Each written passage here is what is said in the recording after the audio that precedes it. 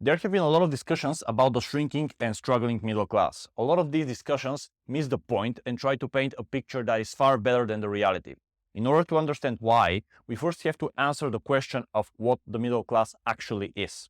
Traditionally, the middle class is a term that first arose to identify the newly emerging social class of merchants and other small enterprise owners in the towns around the end of feudalism that stood between the working classes, mainly peasants at the time, and the land-owning aristocracy. This is where the term middle comes from. So basically, these were people that controlled limited means of production and were in control of the work they did. For those of you who don't know the term, means of production is any asset that enables the production of goods and services.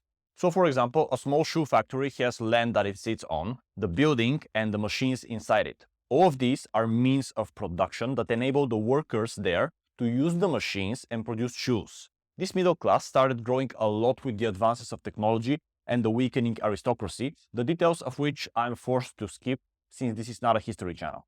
Basically, for a lot of countries in the developed world, being in the middle class became kind of the normal thing to be. And this is one of the reasons why almost everyone I've met, unless they are barely surviving, identify themselves as middle class. It's a kind of default. You've probably seen this in your life too, right?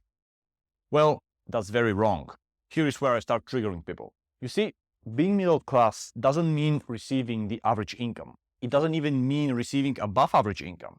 It's a big mistake to confuse income with socioeconomic characteristics. As mentioned previously, the middle class are people who have assets, mainly a property to live in, and some degree of control over the means of production from which their income comes. They make independent decisions every day and they bear the responsibility for their decisions instead of doing that for a corporation. So let's go with an example of a supposed typical member of the middle class. Let's look at a well-paid accountant working at a big bank. He makes 3 times the average salary, he has a master's degree in finance, and is a well-respected professional in his field. He has an apartment with a mortgage and saves his salary in a bank account. Do you think this person is middle class?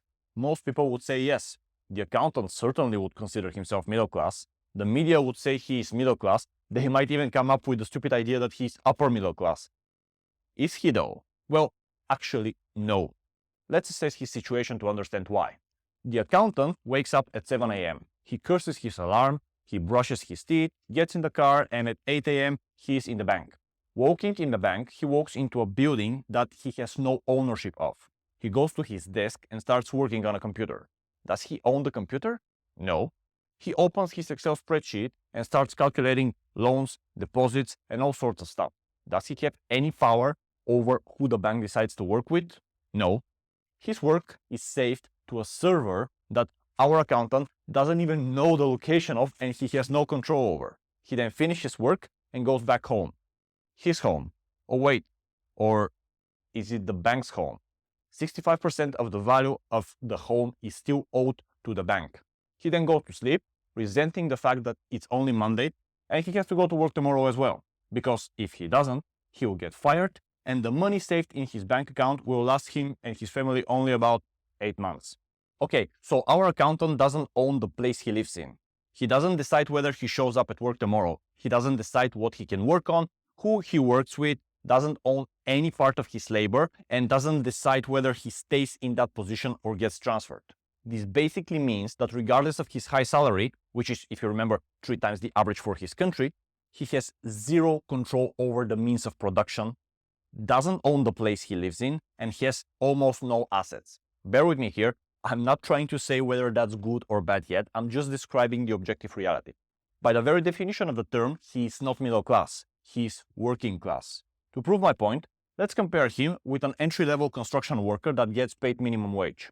He also doesn't own any of the materials he is working with, doesn't decide who his colleagues are, and doesn't own the place he lives in. Obviously, the accountant has a much better life, he has some money saved in the bank, he will pay off his home faster, etc. There's no denying that. But generally speaking, if we zoom out a bit, they are in a very similar position. The accountant has much more in common with the construction worker than with a multi-millionaire who has several businesses and assets like stocks and real estate. This is because if you are in the middle of the spectrum when it comes to income, this doesn't mean you are middle class. This is what everyone confuses. I have even put up this hilarious part of an article from Investopedia about the middle class, where they don't even know what it means, so they filled it with disclaimers. Look at this. Middle class families tend to own their home, although with a mortgage, own a car, although with a loan or lease, send their kids to college, although with student loans or scholarships, are saving for retirement, and have enough disposable savings to afford certain luxuries like dining out and vacations. I mean, this is so laughable, I don't even know where to begin. So basically, they don't own anything. They are up to their eyeballs with debt. From time to time, they go out in a restaurant, so they are middle class. What a ridiculous statement. A person who is middle class should have some control and ownership over productive resources. As a bare minimum, they should own their home free of debt. But it doesn't really count in my mind, even as a minimum, because your home is the place where you live. It's a necessity. It's not a productive asset. At least it isn't for you. People who don't own a property don't have zero properties.